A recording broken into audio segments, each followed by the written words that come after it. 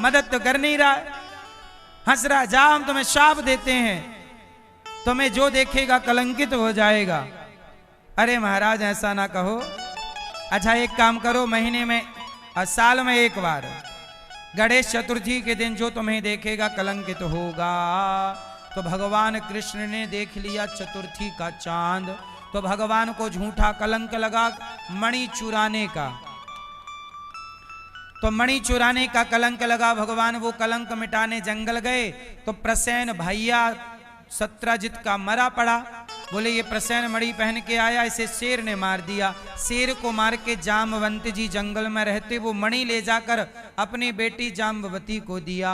अब वो जाम्बवती खेल रही मणि से, और भगवान जब आए तो जामवंत जी भगवान को पहचाने नहीं कि ये भगवान राम है। वो भगवान से 27 दिन तक ढिसुम ढिसुम ढिसुम ढिसुम चलता रहा। तो भगवान ने खूब मार लगाई जामवंत जी को। जामवंत जी समझ गए कि इतना बलवान कोई संसार में हो नहीं सकता जो मुझे पराजित कर दे। प्रभु आप ही हैं। भगवान बोले पहली पहचान जाते तो इतनी पिटाई ना होती, है ना। कैसे ससुर जी हो, पहले पिटे बाद में ससुर बने। तो बोला कोई बात नहीं, अब हमारी बेटी से ब्याह कर लो आप। तो जामवंत जी ने अपनी पुत्री का विवाह भगवान कृष्ण से किया। पर जामवंत की बेटी ना जाम्बवती जामवंत जी की तरह थी, पूरे शरीर में बाल ही बाल। रीछ की बेटी रीछ। तो भगवान कृष्ण बोले कि चलो जैसा हम कहें तुम वैसा करना। तो जाम्बवती को ले जाके भगवान ने कमरे में बंद कर दिया द्वारिका में। तो रुक्मणी जी बोली कौन है? भगवान कृष्ण बोले कि हमारी दूसरी पत्नी आई है। रुक्मणी जी बोली दर्शन तो कराओ, हम भी तो देखें और स्वागत करें वाको। तो भगवान बोले कि आप मत देखो, क्योंकि वो बहुत सुंदर है, कहीं आपके अंदर जलन ना हो जाए कि मेरे से ज्यादा, इसलिए वो आपसे मिलना नहीं चाहती, क्योंकि बहुत सुंदर है। जबकि वो पूरे में बाल ही बाल। रीछ की बेटी जाम्बवती। तो रुक्मणी जी बोली अच्छा ज्यादा सुंदर है तो मुंह नहीं दिखाएगी, घमंड है, जाओ मैं तुम्हें शाप देती हूं कि तुम भी उतनी ही सुंदर हो जाओ जितनी मैं हूं बस। तो जाम्बवती जी को शाप मिल गया, तो वो उतनी सुंदर हो गई जितनी सुंदर रुक्मणी जी। रुक्मणी जी बोली मेरे से ज्यादा नहीं, मेरी तरह बस। तो जाम्बवती भी रुक्मणी जी की तरह सुंदर हो गई। तो ये भगवान का दूसरा विवाह हुआ। फिर मणि ला करके सत्राजित को दी कि भैया ले अपनी मणि। तो उनको बड़ा लोगों ने कहा कि देखो तुमने प्रभु पे आरोप लगा दिया, अब ये मणि मिल गई। अब लोग ताने मारने लगे। तो सत्राजित जी की बेटी का नाम था सत्यभामा, यही है। तो भगवान की तीसरी पत्नी सत्यभामा, चौथी पत्नी भगवान की यमुना, सूर्य भगवान की बेटी। भगवान कृष्ण के 2 साले हैं, दोनों डेंजर। भगवान के एक साले हैं यमराज और एक साले हैं शनि। तो शनि के 7.5 परेशान करे, तो साले से परेशान होने की चक्कर में नहीं, जीजा जी की शरण में आ जाओ। जीजा जी की शरण में आओगे तो साले सरेंडर हो जाएंगे। बोलो हाँ। तो कृष्ण कौन है? जीजा। और शनि कौन है? और यमराज जी भगवान की पत्नी यमुना महारानी। फिर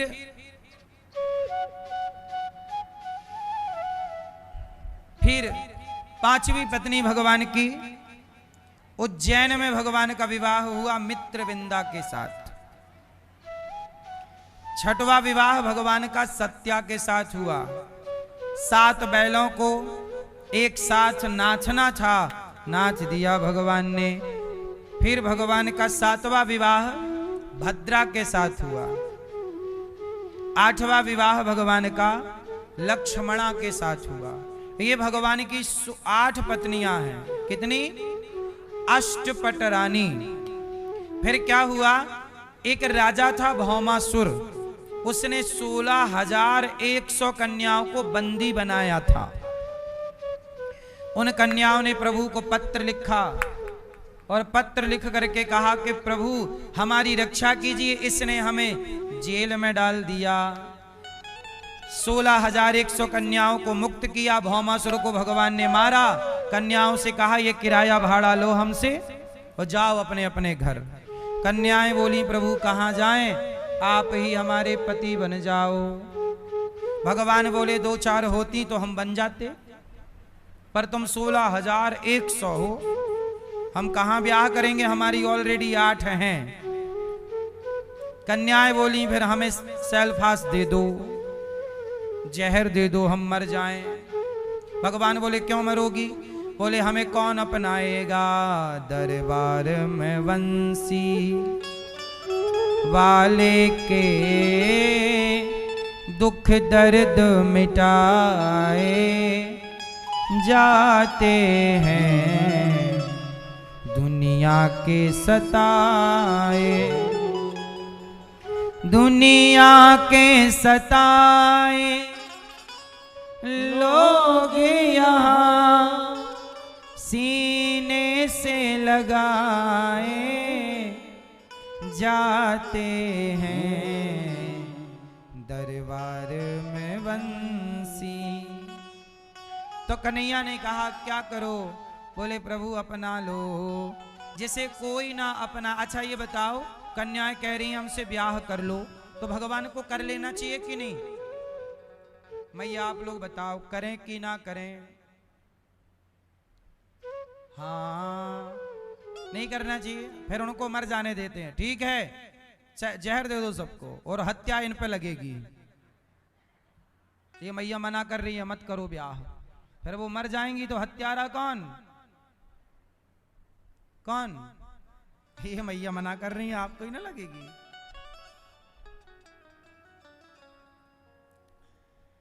सोलह 16,100 कन्याएं, उन्हें कौन अपनाता? लोग कहते तुम पराये पुरुष के पास रहकर आई हो, कौन ब्याह करता? समाज गलत नजर से देखता। उस जमाने में सीता पवित्र थी, फिर भी दुनिया ने उंगली उठाई। और वो 16,100 कन्याएं जाती तो स्वीकार कौन करता? लोग यही ना कहते तुम तो वहां रह के आई हो, कौन सम्मान की नजर से कौन देखता? तो समाज जिन्हें अपमान की दृष्टि से देख रही थी, उन नारियों से विवाह करके उन नारियों का सम्मान बढ़ाया है भगवान ने। और इन नारियों की एक कथा और है, कहो तो सुनाऊं। ये घटना है सतयुग की। देखो सतयुग की कथा द्वापर से जुड़ी है, इसलिए भगवान के अवतार के कारण बहुत सारे होते हैं। जब भगवान नारायण नर नारायण बने, बद्रीनाथ में भगवान तपस्या कर रहे हैं नर नारायण, तो भगवान नारायण तपस्या कर रहे थे, तो नर नारायण तपस्या चल रही थी उनकी। तब देवराज इंद्र ने अपनी 16,100 अप्सराओं को भगवान के पास भेजा कि जाओ इनकी तपस्या भंग करो। तो देवराज इंद्र की सारी अप्सराएं चली, अब सब नाच रही गा रही, पर भगवान की तपस्या भंग नहीं हुई। तो कन्याओं के लिए भगवान ने आंख खोली और अपनी जंघा पर ऐसे हाथ किया, तो भगवान नारायण की जंघा से एक सुंदर सी कन्या प्रकट हुई, उर्वशी। और कहा भगवान ने कि देखो तुम हमें अपनी सुंदरता पर फंसा ना पाओगी। वो सारी 16,100 कन्याएं लज्जित हो गईं कि ये तो बहुत सुंदर है। प्रभु आप तो भगवान हैं, आपको थोड़ी काम परेशान करेगा। कन्याओं ने कहा कि प्रभु हमें माफ कर दो और आप हमसे विवाह कर लो। भगवान बोले विवाह नहीं कर सकते, हम तो तपस्या कर रहे हैं। अब सराएं बोली कि हमारा काम केवल नाचना है, कोई भी आया हम नाचने लग जाती हैं। अब सराओं का क्या काम? जाओ वहां नाचो, जाओ वहां नाचो, जाओ वहां नाचो। तो प्रभु हम थक गए हैं इस नाच गाने से, अब हमें सम्मान चाहिए थोड़ा, आप हमसे ब्याह कर लेंगे, हमारी भी इज्जत हो जाएगी। भगवान ने कहा तो ठीक है, हम द्वापर में जब कृष्ण बनकर आएंगे तब तुम 16,100 अप्सराओं से विवाह करेंगे। वही अप्सरा द्वापर में कन्या बनकर प्रकट हुई और भगवान ने सबसे विवाह करके सतयुग का दिया वचन पूरा किया और टोटल विवाह हो गए भगवान के 16,108। इतने विवाह हो। भगवान के विवाह कहते ये भी कहा जाता है कि ये 16,100 वेद के मंत्र हैं, वेद की ऋचाएं हैं, उपनिषद हैं, ऐसा। पर सही, ये भी बात सही है, पर ये भी सत्य है कि यह स्वर्ग की अप्सराएं हैं जो प्रभु की पत्नी होने का सौभाग्य पा रही हैं। कितनी हो गई टोटल? आपको भी भगवान की पत्नी बनना है? अपने वाले से तंग हो गई क्या मेरी मां?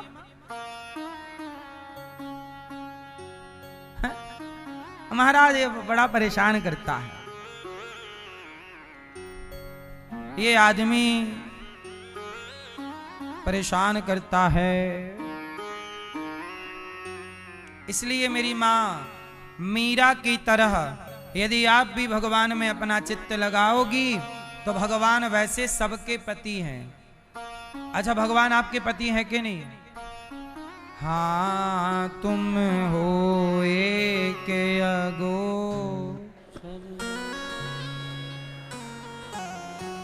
स्वामी सबके प्राणपति। भगवान सबके प्राण, भगवान तो पति हैं ही, फिर भी आप भगवान से प्रेम करेंगी, समर्पण करेंगी और जो भाव रखेंगी, भाई बनना है भगवान भाई बना लें, बहन बना लेंगे आपको माँ बनना है वो आपके बेटे बन जाएंगे, आपको पत्नी बनना है मीरा ने पति के भाव से भजा। तो अगले बार 16,108 जब भगवान के विवाह होंगे कन्हैया के, उनमें एक मीरा का भी नाम रहेगा। तो अगले अवतार में मीरा भी फिक्स है। आप भी फिक्स होना हो तो प्रभु की शरण में रहो। हम लोग भगवान से कहेंगे प्रभु आप अगली बार जब अपना ग्वाल वालों की मित्रों की मंडली बनाना तो अपने मित्रों में दास को भी रख लेना, कहीं दास को भी अपना बना के हम भी आपके पीछे पीछे डोलते रहेंगे, आपके चरणों के दास बन करके। बोलो हाँ। और भी आपको ज्यादा सुख पाना हो तो आप भगवान की गैया बन जाना। क्या नाम है ये आपका? है मीना। तो मीना गैया बन जाना अगले जन्म में, गौ माता। भगवान तुम्हें चराया करेंगे मेरी मीना। मीना आओ, बांसुरी बजा के बुलाएंगे मीना।